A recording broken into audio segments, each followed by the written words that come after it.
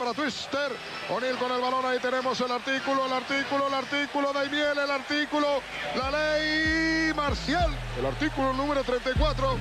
Hago lo que quiero, cuando quiero y como quiero y donde me da la gana. Sí, señor, señor, sí, señor.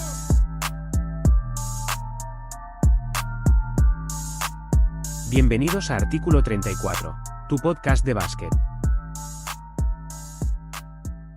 Hola Rubén, hola Alex. Buenas. Hoy tenemos el placer de tener al señor Andreu Casadevall. Hola Andreu, ¿qué tal estás? Bien, encantado de estar con vosotros. Bueno, supongo que la gente ya conoce a Andreu, pero a ver, para hacer una presentación, la verdad que tengo aquí una lista, Andreu, porque has estado en tantos equipos que me tengo que hacer unos apuntes aquí. A ver, ahora mismo estás de coordinador de cantera del Valencia Basket, ya llevas unos 6 años por ahí, ¿no? 8 va a ser. 8, vale. Desde que se creó la Alquería, ¿puede ser? Ese mismo año. Sí, desde que se creó aquí. Vale. De hecho, estaba en construcción cuando me propusieron la dirección de cantera masculina. Vale. Luego te preguntaremos un poquito esa transición de entrenador a director de cantera, pero bueno, tú empezaste en Santa Coloma, que es de donde eres, ¿no?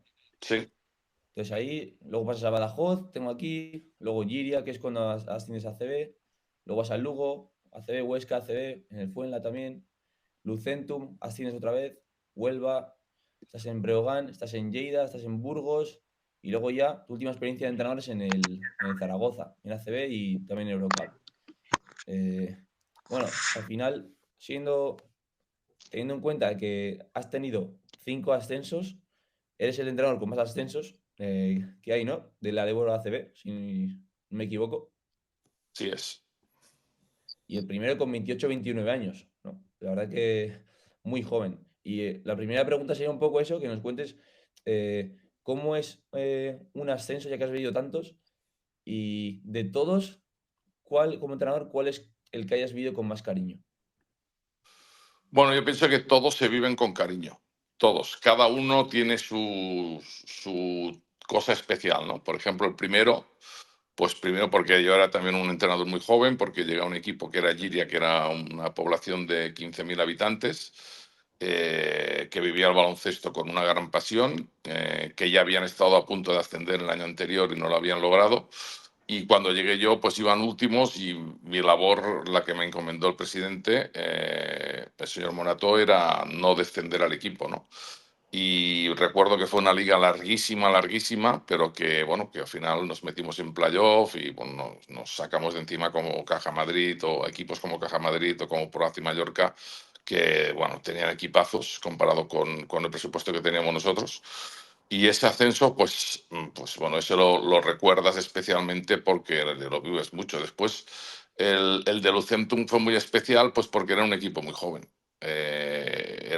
Pues la gente me decía, bueno, vas con Calderón, que tiene 17 años, este chaval, pues claro, lo habían ofrecido muchos equipos de Leporo, nadie lo había querido. Y bueno, pues a mí me gustaba mucho y de hecho lo cogí, ¿no? Y estaba con él, pues, David Hill y, bueno, y otros jugadores jóvenes, Francis Sánchez, Moreno, Rejón, bueno, jugadores que conoceréis perfectamente, Jorge García, todos muy jóvenes y, bueno, quizás con un gran americano que era Reggie Fox y Steve Horton y, bueno, logramos también un ascenso muy importante, muy discutido porque hubo un follón en el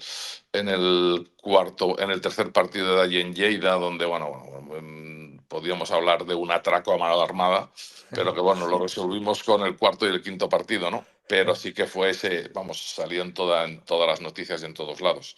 Más un partido que se retransmitió por las televisiones autonómicas y que fue visto por mucha gente. Y después los otros de Burgos, pues bueno, también con cariño, ¿no? Sobre todo el primero. Son 3 seguidos, además. Sí, son 3 seguidos. Que además, pues la gente estaba muy eufórica, pues comprenderás, si la plaza de Mayor de Burgos, la plaza del ayuntamiento, pues no cabía ni un alfiler, ¿no? Veías tanta gente allí que decías, madre mía, y después para no ascender, ¿no? Porque el ayuntamiento no se tiró para adelante y no se ascendió. Y mira que les dije que os vais a arrepentir porque Burgos es una ciudad de baloncesto, una ciudad donde hace mucho frío, necesita deportes que estén en pabellones. Sí, porque el fútbol mal.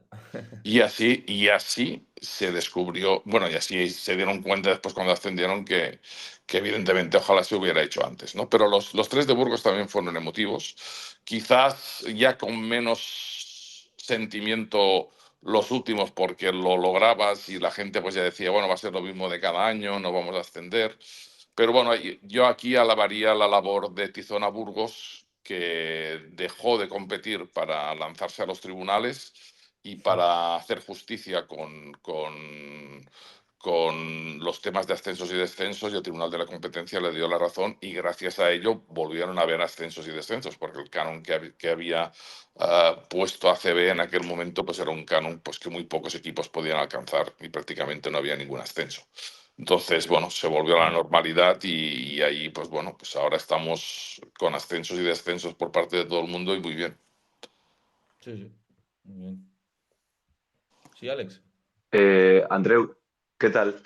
Yo te iba a preguntar cómo viviste tú tan joven, con 28 29 años, tu primer ascenso y cómo planteaste tu primera temporada en ACB. Buf, buf. Mira, el primer ascenso, recuerdo, te voy a recordar solo la parte final, porque recuerdo que jugamos en Mallorca y jugamos 2 partidos y ganamos los 2. Y después, cuando ganamos el segundo, se me pone el presidente al lado y me dice, oye, que si ganamos el próximo en casa, estamos en ACB. Esto era impensable, ¿no? Bueno, y era un poco, ostras, pues jugar con la emoción de un pueblo, y te voy a decir, no de un pueblo, sino de todos los alrededores del pueblo, porque mucha gente, igual que ahora pasa en Valencia, que mucha gente de los pueblos de alrededor va a Valencia Basket, pues antes pasaba aquí en Giria, que era un equipo pues que en los años 90 pues había tenido más solidez como club. Ahora ya no, ahora Valencia Basket evidentemente es el número 1 en todo, pero en aquel momento pues había mucha gente que vivía el baloncesto. Y evidentemente, pues entrenador joven. Bueno, fue una época que yo siempre comento, yo creo que a Paul se la he comentado alguna vez. Una época en la que no tan solo estaba yo de entrenador joven, o sea, estaba Pedro Martínez, estaba Trifón Poc, Juan Llaneza, estaba Alfred Julve, algo mayor que nosotros, pero 2 años más que nosotros, no tenía más. Estaba también Edu Torres. O sea, había un grupo de entrenadores que por aquel entonces quizás se dio un cambio radical a lo que era hasta el momento la manera de entrenar, ¿no? Yo recuerdo, por ejemplo, cuando fui a Breogán, claro, yo llegué a Breogán y pusimos sesiones de mañana y tarde de entrenamiento, trabajábamos técnica individual por las mañanas, hacíamos grupos de trabajo, o sea, había otra manera de trabajar. Y quizás fue el cambio de un método de trabajo pues que se había modernizado, ¿no? O sea, habíamos pasado no tan solo a hacer unas sesiones al día o tal, sino a hacer un método de trabajo totalmente distinto, en el Claro. que la gente pues ya se empezó a sentir identificada y ahí se creó pues ya una metodología que fueron instaurando, ya prácticamente se fue instaurando, ¿no? Eso no quiere decir que los entrenadores que había antes no trabajaran, ¿no? Sino que se hizo mucho más profesional lo de entrenar mañana y tarde. Bueno, pues las implicaciones ya eran mucho mayor, las inquietudes porque éramos gente joven también eran mayores. Y evidentemente nos costó hacernos un hueco, pero hay que aplaudir a toda esa gente que apostó por gente que teníamos 28, 29, 30, 31 años y que a muchos de ellos aún siguen en activo, ¿no? En el caso de Pedro, pues Sí. Casimiro, que es un poco mayor, no mucho más, también está ahí en ese grupo, ¿no? Entonces, pues todo eso ahora parece que sea inviable, ¿no? Pero que también hay entrenadores jóvenes que seguro que lo hacen bien y lo podrían hacer bien arriba. Sí, una cosa, Andreu. Te vas a hacer esta pregunta después, pero bueno, ya que lanzas pues, que tenéis ahí un grupo de entrenadores jóvenes, la mayoría catalanes además, ¿no? Eh, no sé si, creo que me suena que alguna vez me has dicho como que os juntabais en algún bar y hacíais reuniones cada X tiempo. ¿Nos puedes explicar un poco? Porque... Bueno, eso se publicó, no, Había una revista antes, que vosotros no la conoceréis, que creo que se llamaba Nuevo Básquet. Antes estaba Gigantes, Nuevo Básquet y no sé qué otra más había 3 revistas. Y eso se había publicado. A raíz de un campeonato de España que jugamos en Badalona, campeonato de España Junior, en el que pues estaba de entrenador de la Peña, si no recuerdo mal, estaba Edu Torres, estaba del San José de Badalona, que fue el que quedó campeón de España, Trifón Pop, yo estaba llevando Santa Coloma, que quedamos terceros, y no recuerdo quién llevaba, Madrid llevaba un tal Edu Sordo. Pues a raíz de este campeonato de España, que como comprenderás, pues en un campeonato de España pues había movida, por los campeonatos de España por aquel entonces venían de jugarse primero un sector y después del sector se jugaba una final de 16 equipos, no como ahora que hay 30 y pico, 34 equipos creo que son. Entonces ya se venía de una selección de muy buenos equipos. Entonces a raíz de eso, que nos hacían entrevistas en la radio y tal, pues yo era un poco la persona, los de Badalona y Andreu, que era el de Santa Coloma, ¿no? Entonces, ahí hubo mucha inquietud por parte de todos los entrenadores de Badalona en que me integrara con ellos, de que sobre todo, pues, ostras, que era lo que hacía yo, cómo habíamos llevado el equipo arriba, como tal. Y a partir de allí nació, después del campeonato, unos encuentros que hacíamos en un pub que se llamaba Strop, que tenía al final una sala con una mesa larga que cabrían unas 12, 14 personas, y nos encontrábamos a las 6 de la tarde, nos poníamos a charlar de baloncesto, a las 10 pedíamos unas pizzas y Alguna cerveza caía, ¿no? sí, alguna cerveza, sí, varias. Y nos quedábamos allí, pues, llegando pues hasta las 1, a las 2 de la mañana. Eso se repetía cada domingo, o sea, cada domingo era la misma historia. Y fue tal la repercusión que tuvo, que había muchísima gente que quería entrar a las tertulias. Y claro, nos llegó un momento que no teníamos capacidad ni sitio para poder albergar que estuvieran todos, ¿no? Pero sí que al final ahí se unió muchísima gente. Chus Escosa también ya formaba parte de ese grupo, que es ahora uno de los no sé si es director general o de Girona, y había también una persona muy conocida en el mundo del baloncesto, que ya no está, que se llama de Apolo Mangui, que había sido director de deportivo de Juventud de Badalona y Andorra. Bueno, pues había toda una gente también de nuestra edad que estábamos allí y debatíamos sobre baloncesto. No debatíamos tan solo de jugadas y tal, sino de cómo podíamos mejorar el baloncesto, de cómo se podían hacer mejor los entrenamientos, de cómo se podían pues incluir algunas cosas que nos ayudaran a todos a mejorar y hacer mejor nuestro baloncesto. Muy bien. Ahí está Y Pedro Martínez Andreu, también. ¿Cómo? Ahí está Pedro Martínez también, en ese grupo. Sí, Pedro Martínez era de los que venía también. Vale. Era de los que venían. A lo mejor no todos. Había un grupo de gente que siempre éramos fijos, y a lo mejor, pues, no sé si Pedro ya estaba por aquel entonces de segundo de ACB con Alfred Julve, no lo recuerdo bien ahora. Y a veces, pues bueno, claro, Alfred Julve que venía alguna vez, pero que claro, como ya tenían el tema de ACB, era un poco más complicado, pero sí que por esa mesa pasó muchísima gente. Vale. Bueno, Andreu, yo tengo una lista, estuvimos revisando los equipos en los que entrenó y tengo una lista amplia de jugadores que o debutaron o jugaron temporadas siendo muy jóvenes con usted, como Calderón, que ya nombró antes en Alicante, debutaron con 16 en Zaragoza, Aloceni, Vitkrezzi, estuvo Sabat con 20 años, que ya después volvió a jugar con usted en Burgos, Chemi Urtasun con 21, debutó en Lleida un Quino Colón de 17 años, Pablo Prigioni en Fuenlabrada con 22 años, Galarreta con 19 años en Breogán, Sergi García con 18 años también. Una gran lista de jugadores jóvenes que en ese momento me imagino que el nivel de talento ya se veía que iban a llegar a ser lo que hoy son. Yo quiero saber si usted desde tan jóvenes ya les veía algo especial, algo distinto, o fue más bien un tema de dinámica de trabajo y de temporada a temporada, ir viendo esa evolución de jugadores tan prematuros que llegaron a ser lo que son. Bueno, yo creo que los jugadores hay que ponerlos. Hay jugadores buenos, yo creo que en todos los equipos, y una gran parte de canteras tienen jugadores que pueden estar bien.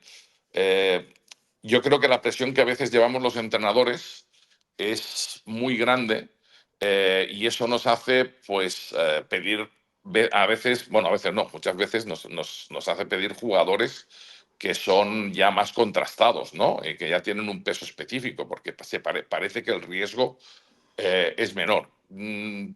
Hay veces que las necesidades aprietan.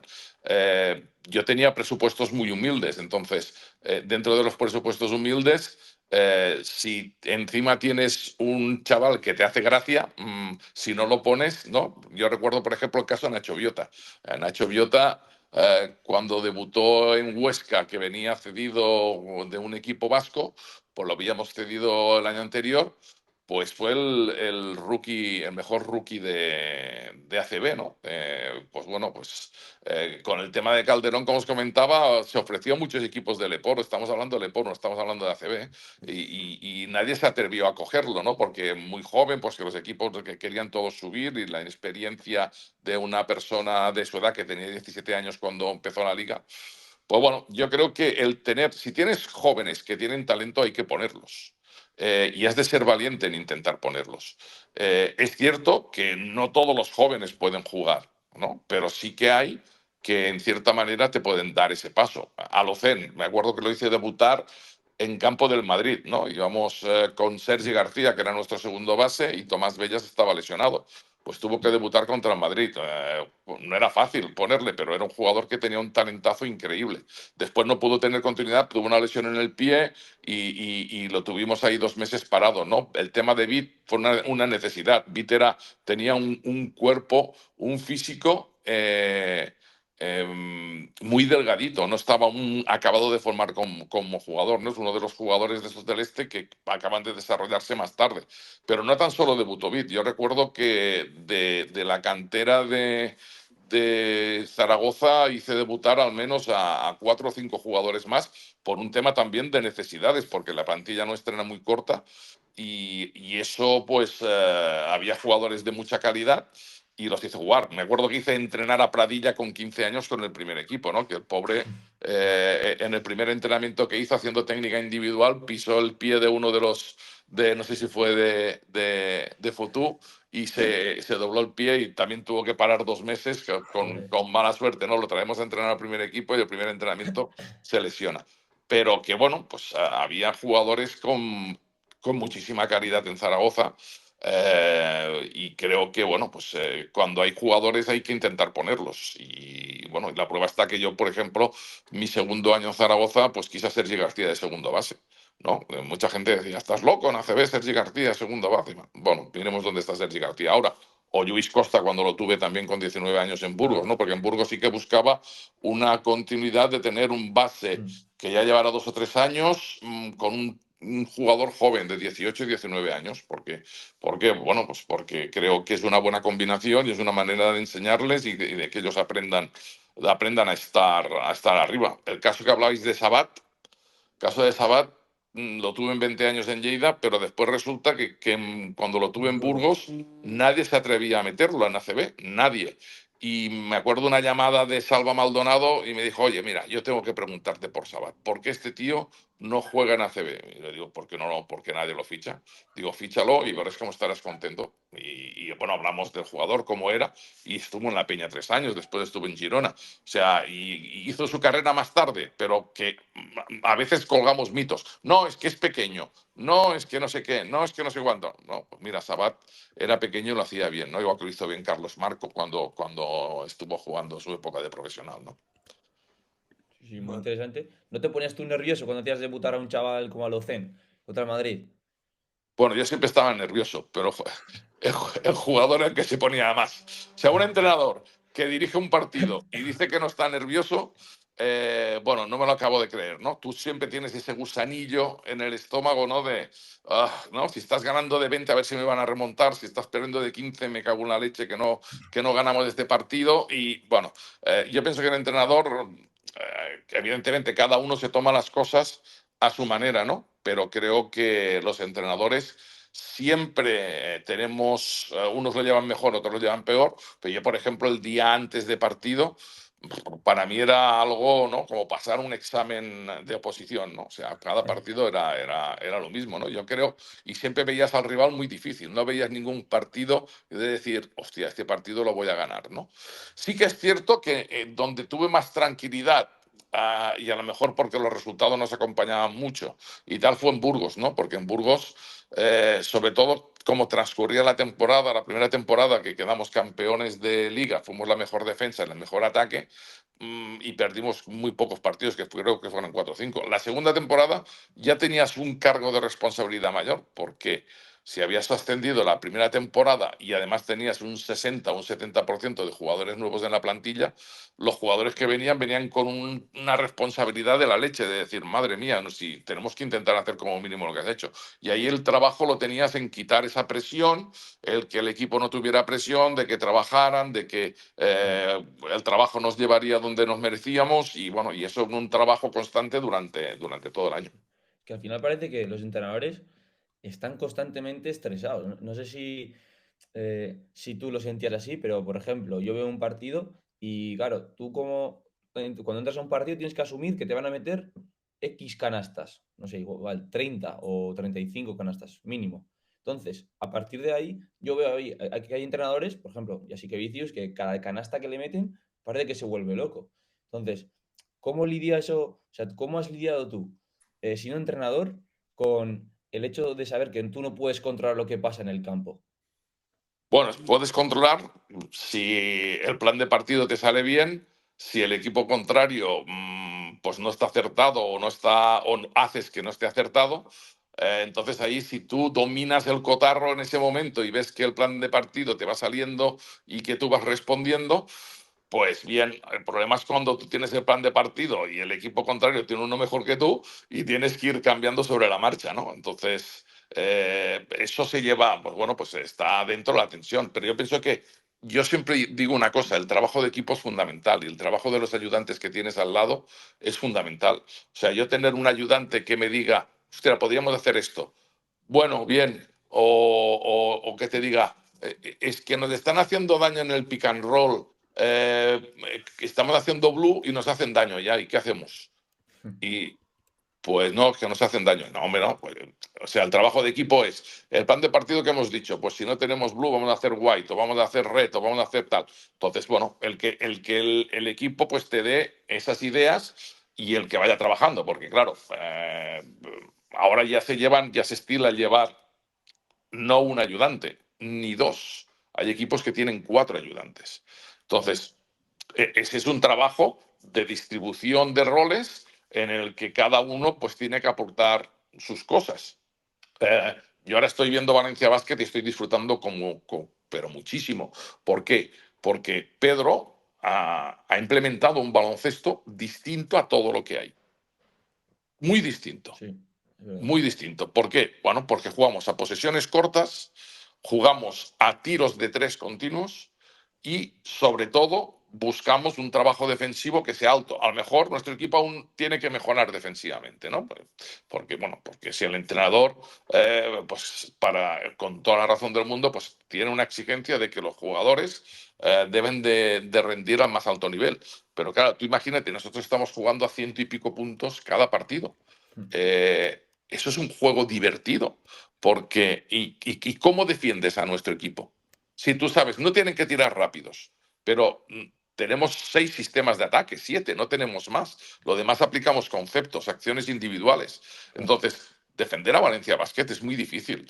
Y por contra, Valencia Basket, las situaciones defensivas, cómo las arma, cómo las trabaja, están muy bien. Otra cosa es que tengamos defensores top o no defensores top. Pero lo que sí que está claro, pues que Valencia Basket ha demostrado que con un estilo de juego, o Pedro Martínez con un estilo de juego totalmente distinto, y ya veis que Pedro siempre pone en valor mucho a sus ayudantes, está haciendo un baloncesto que está haciendo estragos y que todo el mundo está mirando, no tan solo en España, sino en Europa. Entonces, ¿por qué me gusta a mí ese juego? Porque me gusta la gente que hace cosas distintas. Aquí, ahora todo el mundo está jugando, se han dejado de jugar bloqueos indirectos. Ahora todos son pick and rolls. Ahora todo es pick and roll. Spam pick and roll, el no sé qué, el no sé cuántos, y ya está. Otro que me gustaba mucho era Moncho Fernández. ¿Por qué? Porque era el señor de los indirectos. Pero son cosas distintas. Son entrenadores que no hacen lo que hace el resto. Porque Claro. yo pienso que al fin y al cabo tú tienes que prepararte para lo que hace el resto, pero tienes que tener tu baloncesto. Y si aún puedes tu baloncesto adaptarlo a los jugadores que tienes, mejor. Valencia Basket, ¿qué más tiene? Pues que ningún jugador juega más de 3 minutos seguidos. Y eso para la cabeza de los jugadores es muy difícil. Los 12 jugadores, si os dais cuenta, y si no fijaros, han jugado el primer cuarto. Los 12. Entonces, después ya vienen las rotaciones de cada 3 minutos, 3 minutos y medio, 4 como mucho, y eso es lo que está el jugador. Entonces, claro, el equipo llega al último cuarto enchufadísimo, con una energía increíble. No nos pasó lo mismo en Unicaja, pues porque también los contrarios juegan. Pero bueno, no deja de ser una parte pues, que a mí me entusiasma. ¿Por qué? Porque en parte son cosas que hacemos, y Polo sabe que ya hacíamos nosotros en cantera. El correr al contraataque, el buscar acciones rápidas y tal. Sí. Y encima pues estamos aplicando alguna cosilla más que ha traído él, que la puedo aplicar con los chavales. Entonces estoy feliz y contento de este baloncesto.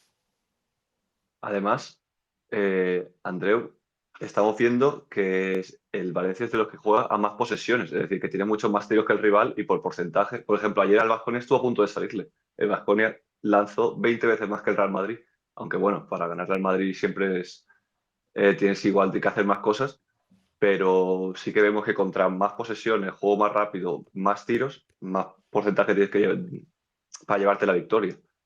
En contraposición, por ejemplo, aquí tenemos a Rubén, que es tinerfeño. El Canarias es de los equipos que juega a menos posesiones, 5x5 estático, que bueno, cuando tienes jugadores tan veteranos también, pues tienes posibilidad de que te salga bien.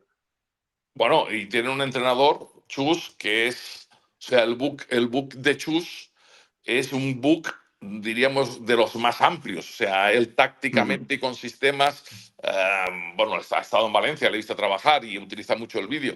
Entonces, es muy distinto. Es contraopuestos. No quiere decir que no haga un buen baloncesto y que no jueguen bien, No, ¿no? no. Pero es contrapuesto a lo que es, por ejemplo, Pedro, ¿no?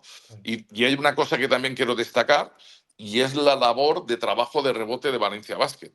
Los 5 jugadores cargan el rebote ofensivo. Por eso tenemos más posesiones. O sea, los Claro. 5 jugadores. Por ejemplo, un jugador que destaco, que es la niñita de mis ojos, ¿no?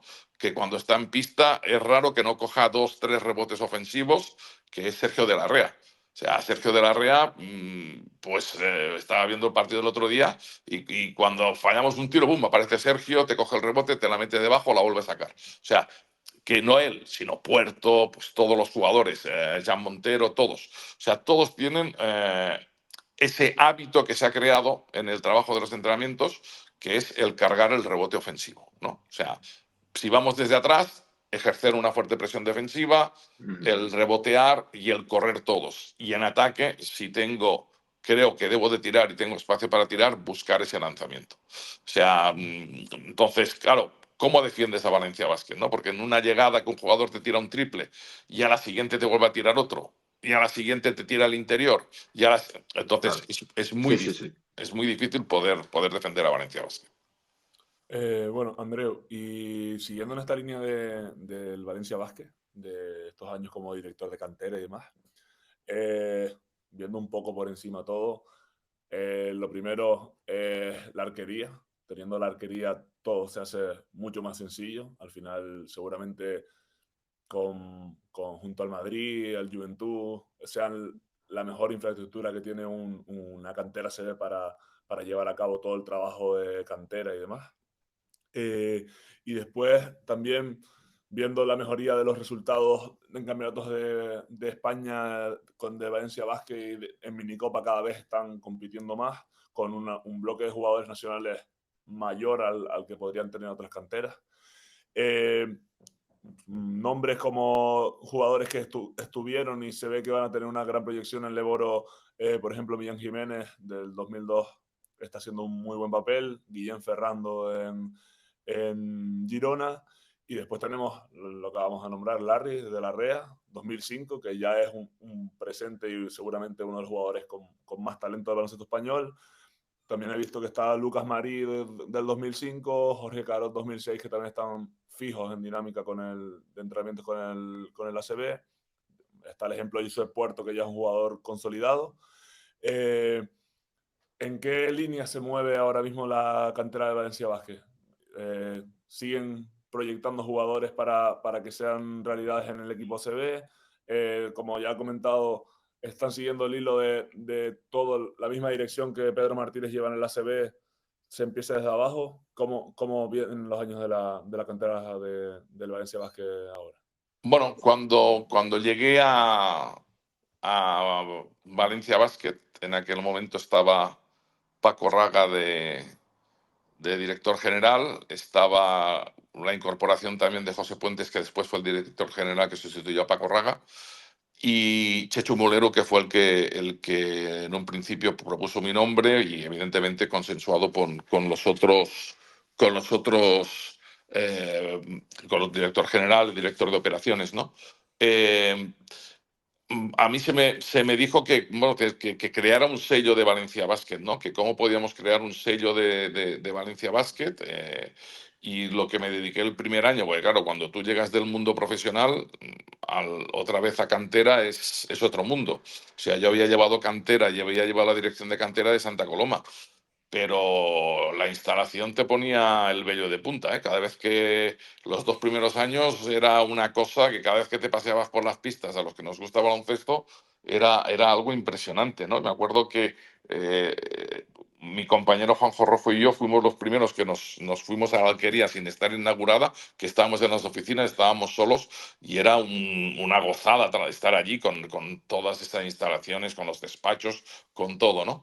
Se inauguró en septiembre, creo que fue un 17 de septiembre, y la verdad es que fue espectacular, ¿no? Ver todas las pistas con los niños. Eso te da un plus. Yo siempre digo que tener una instalación así te da un plus de trabajo. Pero después hay que crear un contenido. O sea, está claro que si tú a cada entrenador le dejas trabajar, le dices, oye, ponte a trabajar, cada uno trabajará lo que él crea. Pero nosotros lo que hemos marcado es una línea, una escalera de trabajo que va desde el preinfantil hasta el segundo equipo, ¿no? Donde pues vamos desarrollando, sobre todo lo que fomentamos mucho es el trabajo de juego por conceptos en situaciones de juego ofensivo, y en las situaciones pues fomentamos pues en defensa, presionar, líneas de pase, el rebotear, el correr a contraataque, el cargar el rebote. Nosotros la teoría de 5 de Pedro no la tenemos, pero sí que tenemos la teoría de 3 tíos siempre al rebote de ataque, ¿no? Entonces son cosas y hábitos que vamos implementando. 45 minutos primeros son de trabajo de técnica individual que los distribuimos por fundamentos cada día, ¿no? Focalizamos mucho en el trabajo de la mecánica de tiro. Pero claro, todo ello muchas veces va según también las generaciones que tienes. Nosotros hasta el momento tenemos, hoy en día es el año que más becados tenemos 6. Nunca hemos tenido más de hemos trabajado con 4, con 5. Entonces, pero bueno, te sientes orgulloso cuando ves que han debutado arriba, ¿no? Y sobre todo pongo en valor, primero, el trabajo que está haciendo ahora, por ejemplo, Enric Carbonell, que es un trabajo de coordinarnos a todos, de estar allí, que es el director general, y de darnos la confianza para sacar adelante, tanto en masculino como en femenino, jugadores que puedan llegar al primer equipo. Pero yo recuerdo antes de que llegara Enric y cuando estaba un José Puentes, que un día nuestro mecenas Juan Roch, cuando estaba paseando por las pistas, estaba viendo un entrenamiento, me dice, ¿por qué no tenemos jugadores jóvenes en el primer equipo? Y yo le dije, pues porque hay que ponerlos. Y evidentemente, pues cuando nos atrevamos a ponerlos, tendremos ahí esa posibilidad, ¿no? De ver a alguno de que pueda ayudar. Dice, ¿tú crees que hay alguno que podría estar? Digo, yo creo que alguno sí.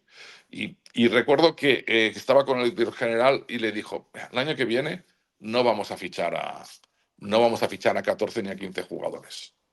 mirarlo, a ver si cabe alguno de los de Alquería. Vamos a 12 y después ya veremos.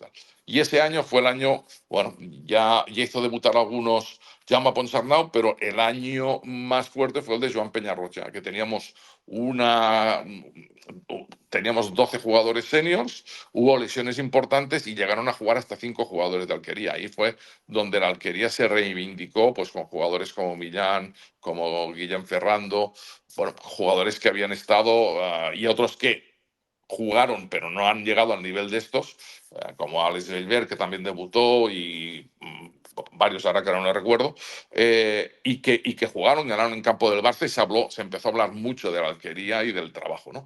Al fin y al cabo, esto radica en que si hay jóvenes de calidad, hay que ponerlos. Después, el tiempo dirá si son para Valencia Basket, o son para Coruña, o son para un Leporo, o son para otro equipo. Pero que lo cierto es que hemos sacado jugadores con el sello Alquería, hemos ido sacando jugadores. Y que evidentemente tenemos mucho por mejorar y mucho que aprender. O sea, yo llego a un punto que me planteo si estoy haciendo las cosas bien, ¿no?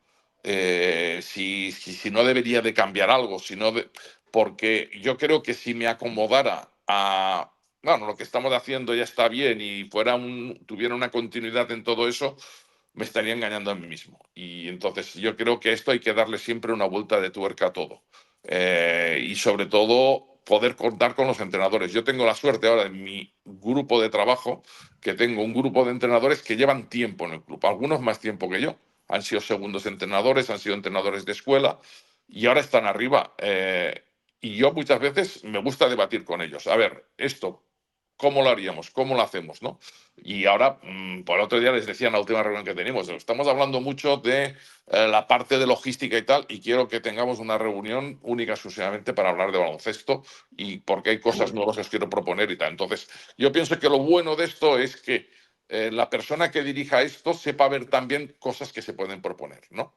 Y que puedas adaptar a esto y no cerrarte en banda, porque yo pienso que la formación es mucho más complicada, diría yo, que el entrenar arriba a un primer equipo. Interesante. Bueno. Alex. Y Andreu, volviendo un poco atrás a tus años de entrenador, me voy a centrar en tus años en Zaragoza. Llega un momento que estás en Zaragoza, en Eurocup, con una plantilla ya con grandes nombres, como Tomás Bella, Isaac Fotu, Gignorel, por ejemplo, jugadores destacados. Respecto a lo que nos has hablado de la presión, etcétera, ¿puede ser que ese año fuera el año en tu carrera con más presión respecto a expectativa, plantilla, etcétera?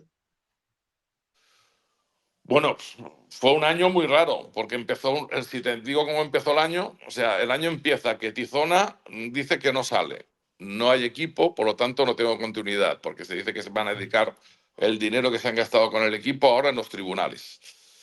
Bueno, pues digo, pues no pasa nada, pues vengo a Giria, cojo un equipo de Giria y empiezo a entrenar al equipo de mi hijo, de maravilla. Pues bueno, pues ya mentalizado de eso. En el mes de septiembre, cuando empieza la liga, resulta que recibo una llamada de Burgos y me llama Jesús, que era una persona que decía que había creado un club en Leporo, porque por aquel entonces hacían falta equipos en Leporo, y nace el San Pablo Burgos. Y me llaman un día, era alrededor de la segunda semana de septiembre. Me llama Albano, está él y está el actual presidente. Y me llama y dice, no, queremos hacer un equipo. Digo, bueno, pues hay tiempo para prepararlo. De aquí a la temporada que viene, pues hay tiempo si queréis hacerlo, yo os ayudaré y tal. Dice, no, queremos salir este año. Y claro, les digo, pero si ya llevamos 15 días todos los equipos entrenando, ¿cómo cojones vamos a hacer un equipo en 15 días? Pues bueno, lo hicimos en una semana.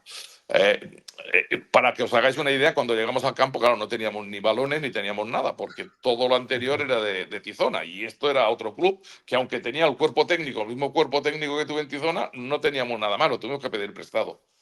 Y eso empieza en el mes de septiembre, estoy octubre, y el 28 de noviembre le recibo una llamada de Willy Villar que quiere que me incorpore a Zaragoza.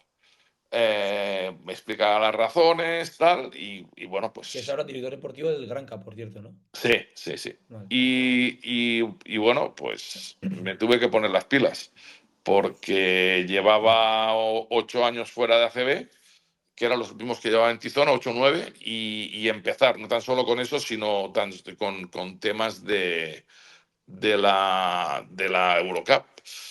Para mí no dormía porque veía partidos de todas clases, tenía que ver a nuestro equipo, bueno, pero fue satisfactorio. En Eurocup fuimos muy bien, en Liga íbamos paso a paso, pero al final quedamos 12avos y lo disfruté muchísimo, porque era una plantilla que no estaba mal.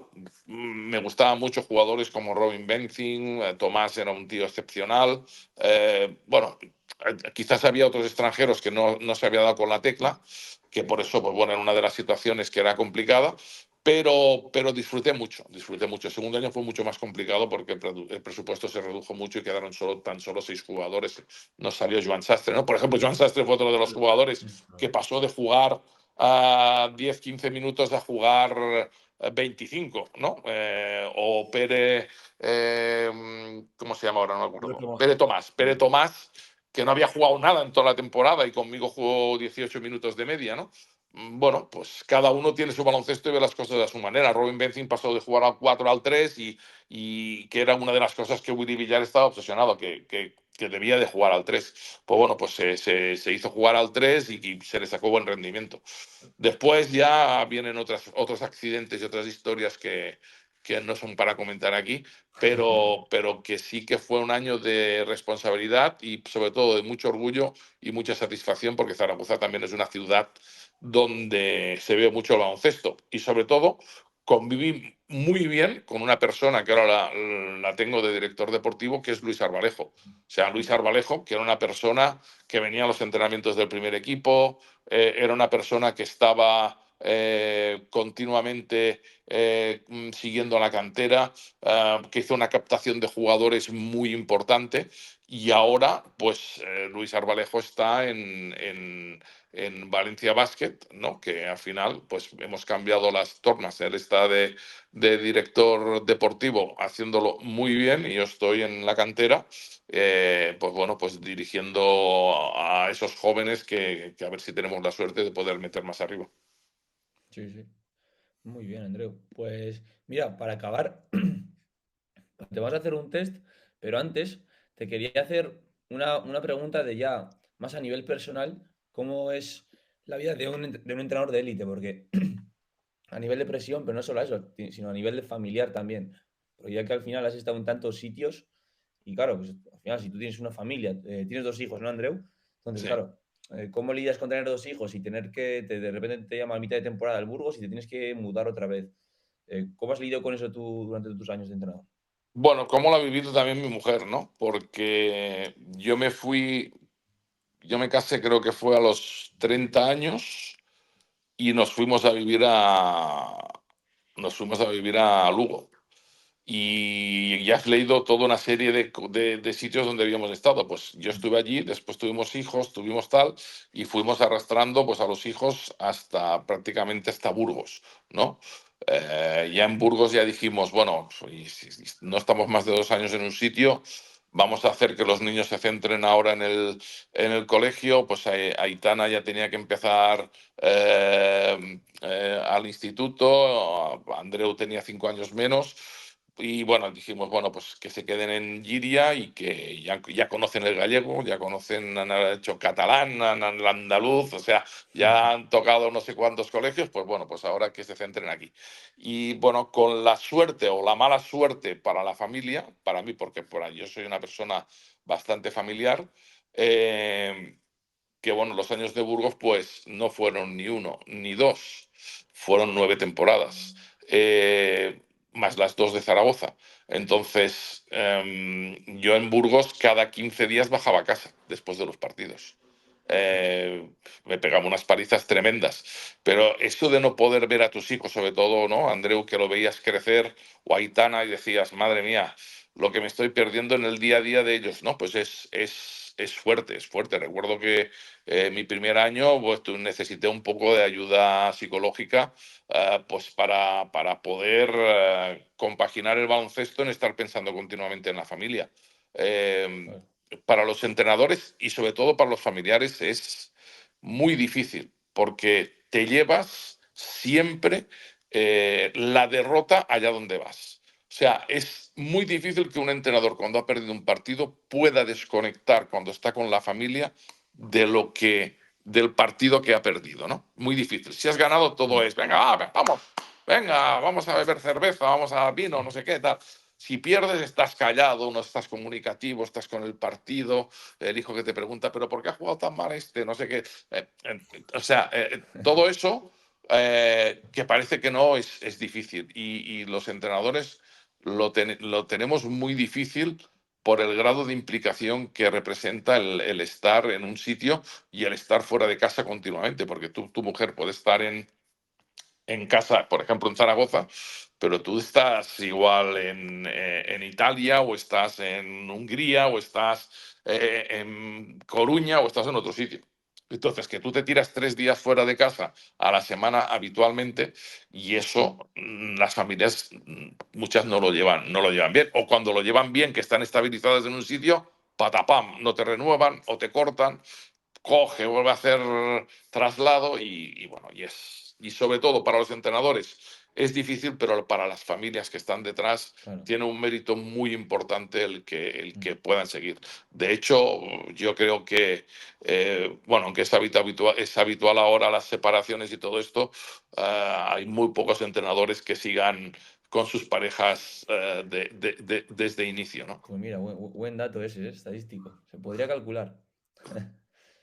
Sí. Y luego, a nivel de la prensa y esa presión ya más deportiva, ¿cómo la has podido llevar? Muy fácil, no leyéndola. Pero, Y ¿puedes es no leer verdad. la prensa? O sea, ¿no tienes Y ese es verdad. impulso de...? Sí, no leyéndola. Y además a mi equipo y a mi staff siempre les decía, no me digáis lo que pone en la prensa. Y eso viene de la temporada 94-95 o 93-94, cuando entrenaba Breogán en ACB, que fuimos a jugar a la pista de Estudiantes, y nosotros teníamos un equipo, era el presupuesto más bajo de la liga, y bueno, pues un equipo que estaba con muchas dudas, no estábamos ganando, íbamos cuartos por la cola o quintos, y entonces, pues bueno, los americanos los había traído, eran de la liga portuguesa, con lo cual os podéis imaginar el nivel, que no teníamos nivelazo de americanos, pero es que eran buenos jugadores, ¿eh? No digo, compitieron bien en la liga. Y recuerdo que fuimos a la pista de Estudiantes, que por aquel entonces había quedado campeón de liga el año anterior, bueno, que estaban a tope, y era de los equipos fuertes, y me acuerdo que no, nos costaba mucho atacar. Entonces el delegado nuestro, entonces había 30 segundos, cada vez se levantaba con la carpeta y decía 20, bueno, claro, para avisar al equipo que tenían que tirar. Y entonces eso no era que teníamos que tirar, que yo había planeado atacar 30 segundos, sino que no llegábamos a tirar, o sea, no podíamos, o sea, nos costaba y teníamos que tirar siempre en el límite. Bueno, perdimos al final de 10 o de 12, y me acuerdo que el titular de las fue baloncesto control, baloncesto tostón, pero un titular en primera página.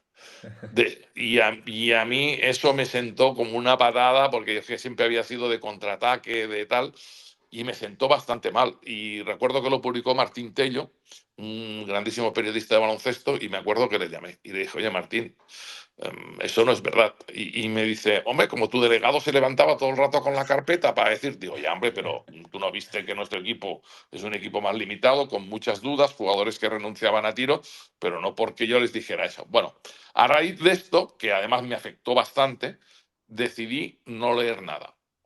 Y menos aún en redes sociales, cuando empezaron a salir las redes sociales. Porque creo que eso te envenena. Porque si tú lees las redes sociales, o lees algún periodista que pone algo, ¿no? Porque ahora los periodistas ya no tan solo escriben, sino en sus redes sociales opinan. Y tú vas a la rueda de prensa pensando que esa persona te ha atacado y no está diciendo la verdad de lo que tú piensas, creas un conflicto de tres pares de narices. Entonces, yo con la prensa he intentado ser siempre cordial, ellos han escrito lo que les ha dado la gana y yo pues no lo he mirado. Aunque sí que es cierto que alguna vez, algún segundo me ha venido, ¿has visto lo que ha publicado fulanito? Hostia, no me lo digas, pero bueno, me lo han dicho, pero bueno, pero que es así, y te lo pueden decir todos los ayudantes que he tenido que he seguido esas directrices. Muy bien, interesante, ¿eh? Interesante técnica, porque no sé si todo el mundo será capaz de hacer eso, la verdad. Vale. Pues mira, vamos a ir ahora con un test, ¿vale? Que te hemos preparado. Así que, mira, empiezo yo ya con la primera pregunta, que es el campo que más, o el estadio que más te haya impresionado en ACB. O bueno, en el Liverpool también podría ser. Eurocup. Exacto. El estadio. Uf, me han impresionado muchos. Me ha impresionado cuando jugábamos en el Palau Sant Jordi, que jugaba el Barça, una época que jugaba allí, que es cuando estaba el campo lleno, ¿no? Que recuerdo que fuimos a jugar con Giria y, bueno, era impresionante.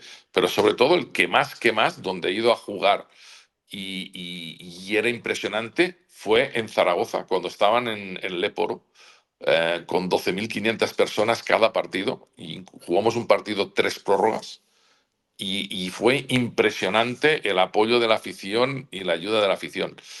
Zaragoza, en su esplendor, era un campo increíble.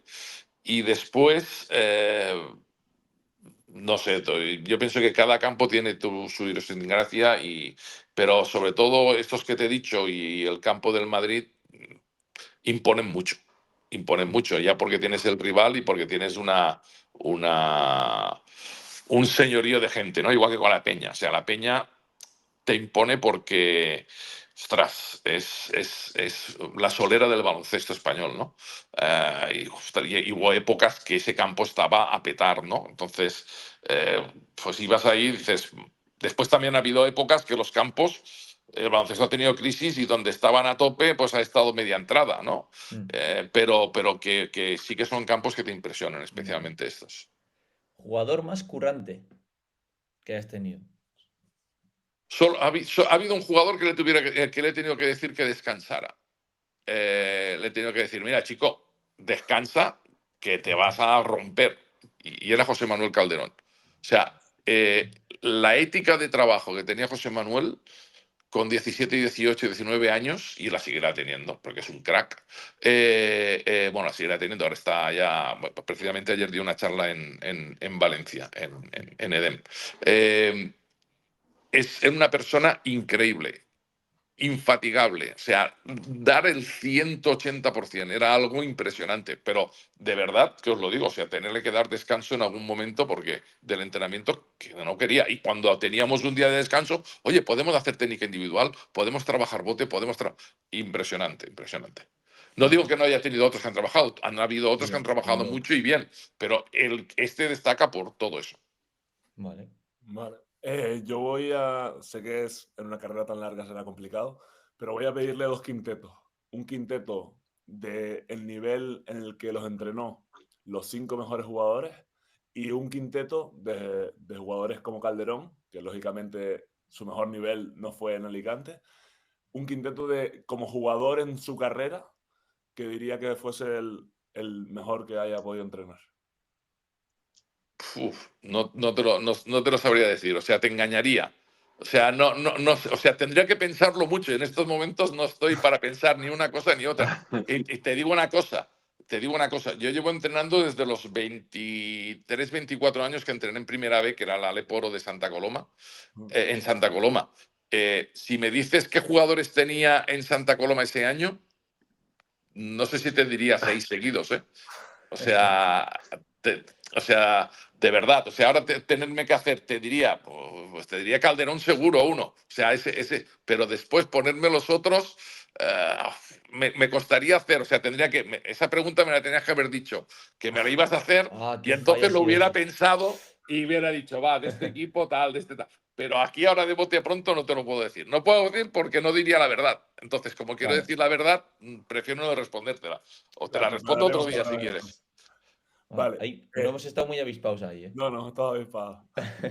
Y otra, tuvo un jugador en Fuenlabrada que ese año fue el máximo anotador del equipo, que después fue entrenador. Yo quiero saber, me imagino que sepa quién es. No, Eh, pues Perasovic. no, Ese yo no lo año. tuve a Peras. ¿No coincidieron? No, fue un año después. Uf. Además fue curioso porque ese año, o sea, Peras coincidió con Calderón cuando Calderón salió de Alicante. Fue, si os acordáis, pues salió de Alicante y fue a parar a Fuenlabrada. Ahora, Pero apenas no le gustaba mucho estar con Calderón, porque no. no le gusta, no, porque claro, a veces era su sustituto, ¿no? Porque Calderón allí jugó más de 2 que de 1. Y entonces, pues bueno, pues en los entrenamientos, pues claro, Calderón era una mosca cojonera. No, pero con Peras he coincidido como entrenador, es una bellísima persona. Y no tengo nada contra él. Como jugador, ojalá lo hubiera tenido. Ojalá lo hubiera tenido, Estoy pero mirando. no lo tuve. Además, el año anterior hizo un añazo. Ya con 34 años hizo un muy buen año en Fuenlabrada. Sí, tanto que lo hizo. Lo sufrimos. Pues Alex, Andreu, yo te iba a comentar, es una curiosidad, ¿qué se está haciendo en Cataluña para que sacan tantos entrenadores top y estén repartidos tantos por ACB, por Leporo? ¿Qué se hace a nivel de base de entrenadores? ¿Por qué salen tantos entrenadores en Cataluña? No, yo pienso que salen en todos los sitios. Yo creo que el entrenador español ahora, hoy por hoy, es de los mejores preparados y el que más inquietudes tiene. O sea, yo sé que hay entrenadores que están a muy buen nivel, Mm, Eh, yo creo que Cataluña lo que tiene es que tiene mucha competitividad en todos sus equipos. O sea, el gen de baloncesto en Cataluña está más desarrollado que, por ejemplo, en otras comunidades, ¿no?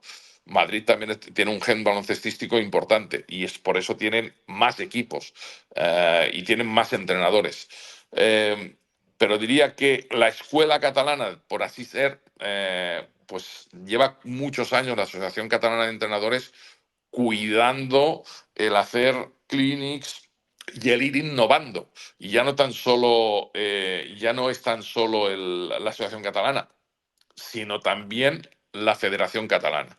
Entonces, ellos intentan buscar, innovar, eso que se hace de puertas abiertas, pues allí ya se hacía mucho tiempo atrás, el que los entrenadores pudieran ir a ver entrenamientos y que después preguntaras al entrenador. Todo eso lo llevan haciendo mucho tiempo. Y evidentemente, pues el poder ver a gente trabajar y que también depende de con quién vas, ¿no? Hay entrenadores que no te dejan ver los entrenamientos. Hay otros entrenadores que, aparte de dejarte ver los entrenamientos, después te explican todo lo que hacen. Y eso, pues, te enriquece mucho. Ahora, en estos momentos, bueno, pues nosotros también tenemos alguno, ¿no? de entrenador, pues el caso de Xavi Albert, ¿no? Que es para mí ha sido un placer tenerlo en cantera y ahora verlo en el primer equipo, ¿no? Está de ayudante de Pedro, pero para mí hay entrenadores en todos lados ahora, ¿no? Están saliendo mm, entrenadores que están bien. ¿Que la escuela catalana aporta más? Sí, es cierto. Pero que bueno, que simplemente pues que llevan muchos años con esto del baloncesto y con muchas inquietudes, pero que ahora a nivel general de España, así es. Si no, mira los entrenadores que van al extranjero. La sí, mayoría sí, triunfan todos, o sea, y están y los quieren por todos lados, ¿no? sí, sí. Y la última, Andreu, ¿cuál es la ciudad de España que más te haya gustado entrenar? La ciudad que más te ha gustado entrenar en España. Bueno, yo guardo grandes recuerdos de Lugo, de la primera vez que estuve y la segunda, porque Lugo creció muchísimo, y guardo grandes recuerdos de Alicante y Burgos.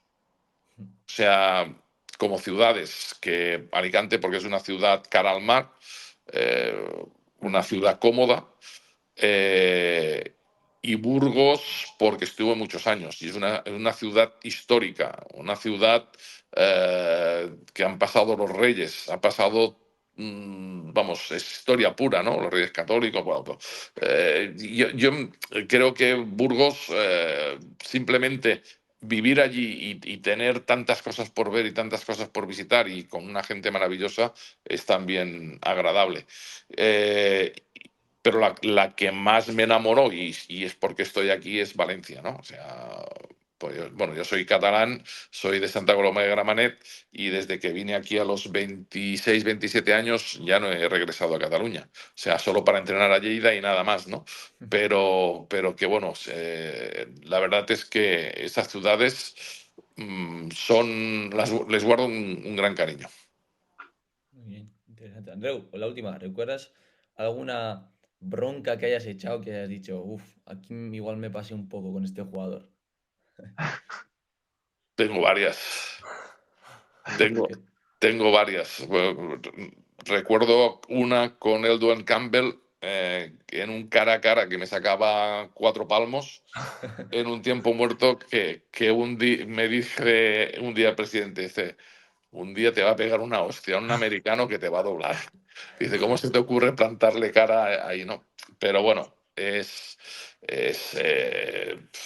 pero bueno, son momentos de energía, ¿no? De Sí, hombre, jugadores que a lo mejor van muy relajados y que no hacen caso, porque todo esto ha ido mejorando, ¿eh? Los americanos de los años 90 a los de ahora, el profesionalismo hostia, ha crecido muchísimo, ¿no? Entonces, que hay jugadores complicados, ya os digo yo que hay jugadores complicados ahora también muy complicados, pero bueno, también llevamos las cosas distintas, ¿no? Llevamos las cosas distintas. Antes gritabas más, ahora gritas menos, utilizas otros aspectos para que el jugador pues haga lo que tenga que hacer. Sí, sí, desde luego. Pues nada, Andreu, esto ha sido todo. Muchísimas gracias por pasarte por aquí y charlar un rato. Oye, Y me ha gustado mucho el formato este que hacéis. Espero que tengáis mucha gente que os siga. Y me lo he pasado, la verdad, que muy bien, porque no pensaba yo que fuera a durar tanto ni que fuera. Vamos, me he divertido mucho. Andreu, pues, joder, Gracias, Andreu, nos nosotros también. alegra mucho que nos digas yo, porque nosotros también, además, nos has contado muchísimas cosas muy interesantísimas. Y creo que, bueno, eres el segundo entrenador que tenemos. Tuvimos a Alejandro Martínez también, de, no sé si le conocerás, que ahora está en Ah, China, pues ahora en sí, Perú, sí, perdón. claro que lo conozco. Me he enfrentado Sí, muchas veces con él en Tenerife. Sí, sí, claro, claro, lo conozco muy bien. sí, sí. Es que, Andreu, supongo que ahora tendrás que ir ya a la alquería, ¿no? A trabajar. ¿O tienes día libre? Sí, O... sí, bueno, eso de libre lo dices por algo, Pablo, es que La esto lo verdad has es que dicho. no. Pues me dices como si tuviera muchos días libres. O No, no, sea, no. los que puedo sí que los tengo libres, los que no, normalmente los suelo trabajar. Pero no, sí, me voy para la alquería. De hecho, hoy quería estar temprano porque estamos preparando la minicopa y además pues bueno, traemos jugadores a probar, ¿no? Ah, vale. Porque tenemos que ver qué becados tendremos para la temporada que viene y a ver si nos sale alguna perla que nos alegre a todos, ¿no? Que hasta el momento, pues bueno, vienen unas generaciones nacionales que no salen, no se han visto tantos jugadores Sí, sí. como en generaciones anteriores. Entonces hay que ser muy selectivo con los jugadores que tienes que ver. Porque, bueno, hay veces que ahora no explotan, pero pueden explotar dentro de 2 años y tienes que Claro. tener ahí un seguimiento de ellos. Sí, sí. Dile a Enrique Carbonell que si has llegado tarde ha sido por nuestra culpa. No, Enrique Carbonell me deja libertad porque él sabe que si hoy a lo mejor, mira, ayer llegué a casa a las 11:30 de la noche porque tuvimos partido de EVA, entonces no es una persona que te controle las horas que estás y lo que Mira, estás pues, haciendo, sino simplemente quiere que saques rendimiento al trabajo que haces. En eso yo pienso que somos un club modélico y que ahora con el Arena Nueva pues aún vendrán muchos más cambios y muchas más desde luego. innovaciones. Sí, sí. Pues Pues nada, muchas Andreu, gracias. muchísimas gracias y cuídate y ya iremos hablando. Toda la suerte en esta temporada, en Valencia Basket. Y a ver si también te podemos hacer un segundo episodio alguna vez. Bueno, cuando queráis. ¿Eh? Muy Pues igual, bien. igual ella es cuando me jubile, pero bueno. Bueno, Muchas espero que mientras lo tengas gracias. hagáis, memoria para contarnos cosas, ya. espero que lo hagáis antes. Muy bien, Bueno, Andreu. Pues muchísimas Vale, gracias, un placer. vale, gracias a Un vosotros. placer. Venga, hasta Adiós. luego. Dios, Hasta luego. Dios. Artículo 34. Invitado Andreu Casadevall. Colaboradores Alex Navas, Paul Zubizarreta y Rubén Pestano.